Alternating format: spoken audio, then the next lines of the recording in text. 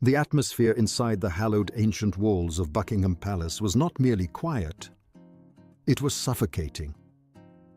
It was the kind of silence that carries the weight of centuries, a stillness so profound that every heartbeat felt like a drum in the chest of those gathered.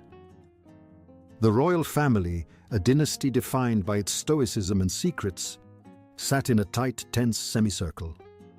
Their eyes were not on each other, but on the small, unassuming wax-sealed envelope resting on the mahogany table in the center of the room. This was the moment they had all feared and anticipated, in equal measure the reading of the final will and testament of Queen Elizabeth II. For 70 years she had been the bedrock of the nation, the keeper of secrets, and the owner of a fortune so vast it defied simple calculation.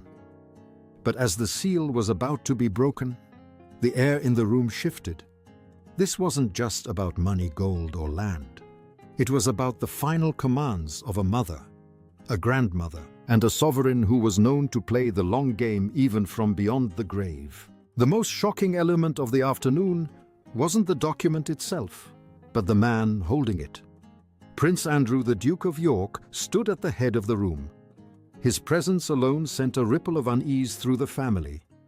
Given his fall from grace and the controversies that had shadowed his recent years, many expected him to be sidelined, a ghost in the palace corridors. Yet here he was, chosen to deliver the final words of the matriarch. Was this a final act of motherly protection, or was it a strategic move by the Queen to force the family to acknowledge him one last time? King Charles III sat stiffly, his hands clasped so tightly that his knuckles were white. Beside him, Princess Anne remained a statue of duty, her face an unreadable mask, though the slight rhythmic tapping of her finger against her chair betrayed a hidden surge of adrenaline.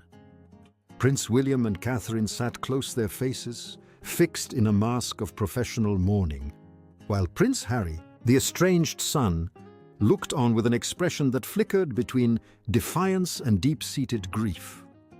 The room was a powder keg of unspoken grievances, and Andrew was about to light the fuse. With a sound that seemed to echo like a gunshot in the stillness, Andrew slid his finger under the wax seal. He unfolded the heavy parchment, his own hands trembling slightly as he caught the first glimpse of his mother's handwriting. "This is my last will and testament," he began, his voice rasping. The words hung in the air, thick with the scent of history. The first few pages were formal, a litany of gratitude for a life of service, and a quiet thank you to the staff and the nation. But then the tone shifted. The Queen began to address her children directly, and the room grew colder. To Charles she left the crown, the titles, and the keys to Windsor Castle. This was the expected order of things. Yet as Andrew read the words, Charles didn't look relieved. He looked burdened. The Queen's message to her heir was formal, almost distant, as if reminding him that the crown was a loan from history, not a personal gift. She entrusted him with the heavy machinery of the monarchy, but it was what she did next that began to unravel the carefully constructed piece of the room. The first major blow to tradition came with the announcement regarding Balmoral Estate. For generations, the sprawling Scottish retreat had been passed down to the direct heir, a symbol of the sovereign's private sanctuary. But Queen Elizabeth had decided to shatter that precedent. She declared that Balmoral was to be held in a unique trust accessible to the entire family, not just the king. The room fell into a stunned silence. This was a deliberate move to ensure the family remained linked, a forced unity that Charles had not anticipated. He had expected Balmoral to be his personal refuge, but his mother had turned it into a communal ground, a place where they would be forced to face one another for generations to come. It was a message of unity, yes, but it was also a maneuver of control. She knew the fractures in her family were deep, and she was using the land she loved most to bind them together whether they liked it or not. As the reading continued, the focus turned to the women of the family. The Queen's voice, through Andrew's reading, became more personal. To Catherine, The Princess of Wales, she bequeathed the Vladimir tiara, one of the most dazzling and historically significant pieces in the entire royal collection. It was a clear, unmistakable signal of the Queen's favour. By passing this specific heirloom to Catherine, she was effectively anointing her as the future of the monarchy, a woman of grace and stability who would one day wear the crown of a queen consort. Catherine remained composed, but the flicker in her eyes suggested she understood the immense weight of the responsibility now resting on her brow. This wasn't just jewelry, it was a mandate. Then the tension in the room reached a breaking point. Andrew paused, his eyes darting toward Harry. The Duke of Sussex had stepped away from his duties, traded the palace for the Pacific, and leveled accusations against the very institution his grandmother had lived to serve. Most assumed he would be cut out, or at least minimized. Instead, the Queen left him two items of profound symbolic power. First, a silver box that had belonged to her father, King George VI, containing private letters. Second, and more shockingly, the ceremonial sword of George VI. The room gasped, if only internally. A ceremonial sword is a symbol of defense, of honor, and of being a champion of the crown. By giving this to Harry, the Queen was bypassing the anger of Charles and the frustration of William. She was reminding Harry and the world that he was still a son of the House of Windsor, a descendant of a king, and a man she still trusted, with a symbol of their heritage. William's face hardened into a mask of pure iron. To him, this felt like a betrayal of those who had stayed and served. To Harry, it was a haunting reminder of the life he had walked away from. The drama didn't end there. Princess Anne, the tireless worker of the family, was granted Sandringham estate. This was a monumental gift, a recognition of her unwavering loyalty. Anne had never sought the spotlight yet. Her mother had ensured she was given one of the most cherished private residences of the monarchy. For Prince Edward, there was Bagshot Park, and a heartfelt message urging him to continue his quiet but essential work. It was clear that the Queen had spent her final days meticulously weighing the strengths and weaknesses of each of her children, using her vast wealth to balance the scales of power within the family. She wasn't just distributing assets. She was designing the future of the British monarchy, ensuring that no one person held too much power, and that everyone had a reason to stay invested in the survival of the firm. But the most personal and perhaps most controversial part of the will was reserved for the end. The Queen had kept a private collection of diaries and letters, a lifetime of thoughts that had never seen the light of day. These she left to Charles. However, they came with a condition: they were not to be made public, but were to serve as a private guide for his reign. It was a final ghostly hand on his shoulder, a way for her to continue advising him from the grave. Charles sat in the heavy silence that followed, realizing that even as king he was still a student of his mother's wisdom. The diaries likely contained her true feelings on the scandals, the political upheavals, and the internal wars that had nearly torn the family apart. It was a gift of immense psychological weight, one that ensured the Queen's influence would never truly fade. As Andrew finished reading and the final page was turned, the atmosphere in the room was electric. There were no outbursts, no shouting matches. The royals were far too polished for that. But the air was thick with unspoken resentment and newfound anxieties. The Queen had done more than just divide her possessions. She had laid a trap of unity. By sharing estates and gifting symbols of duty to those who had defected, she had made it impossible for the family to simply drift apart. She had forced them to remain a unit bound by property, by history, and by the heavy burden of her expectations. The reading of the will was not a conclusion. It was the opening chapter of a new, more complicated era. The family began to disperse, moving through the cold marble halls of the palace like shadows. They were heirs to a fortune, yes, but they were also prisoners of a legacy. King Charles now had to navigate a reign where his mother's final wishes acted as a roadmap he hadn't helped draw. Prince William had to reconcile his anger toward his brother with his grandmother's clear message of inclusion. And Harry was left holding the sword of a king, a weapon he had no kingdom to defend it in. The Queen's will had shaken the foundations of Buckingham Palace, proving that even in death Elizabeth II remained the most powerful player in the Game of Thrones. She had left them with a choice to honor her vision of a united family, or to allow the fractures she tried to mend to finally break the monarchy apart. As the sun set over the palace, the silence returned, but it was no longer the silence of peace. It was the silence of a family realizing that the Queen's final command was the hardest one of all to follow. The implications of the Queen's choices began to settle into the minds of the family members as they retreated to their private quarters. In the corridors, the echoes of Andrew's voice seemed to linger.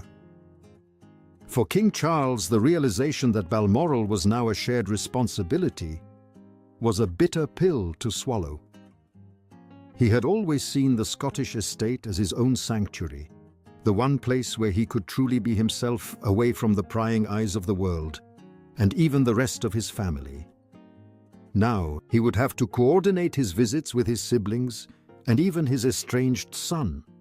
It was a strategic move by the Queen to prevent the estate from becoming a point of contention, but for Charles it felt like a loss of autonomy. He was the king, yet his mother was still dictating who could walk the hills of Aberdeenshire. Princess Anne's acquisition of Sandringham was perhaps the most stable element of the will. Known for her work ethic and her deep connection to the land, Anne was the perfect custodian for the estate.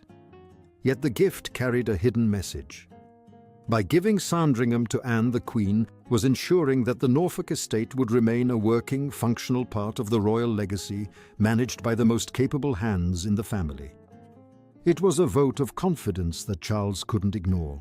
Anna had always been his most trusted confidant, but now she was also one of the most powerful landowners in the family, a position that solidified her role as the anchor of the monarchy. Meanwhile, the gifts to Harry and Catherine created a new dynamic of the future versus the past.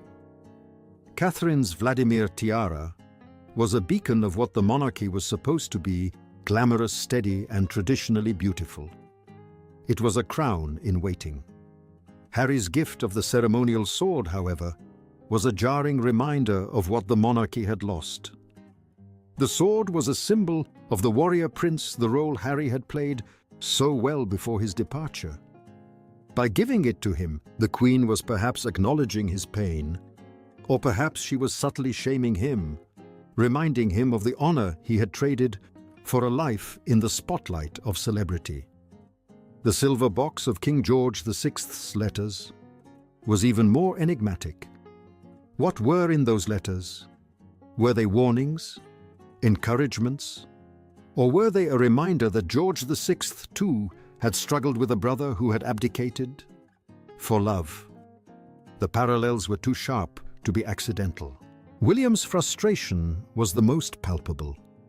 As the Prince of Wales, he had stepped up during the Queen's final years, taking on an exhausting schedule and acting as a primary defender of the institution. He had seen Harry's departure as a personal and professional betrayal. To see Harry rewarded with items of such high symbolic value felt like a slap in the face. It challenged William's belief in a merit-based monarchy, where those who do the work receive the honors. He stood by a window overlooking the Mall, his mind racing with the political fallout. How would the public react if they knew Harry was still being treated as a hero by the Queen? How would it affect William's own efforts to modernize the crown? Even the younger generation was not spared from the Queen's meticulous planning.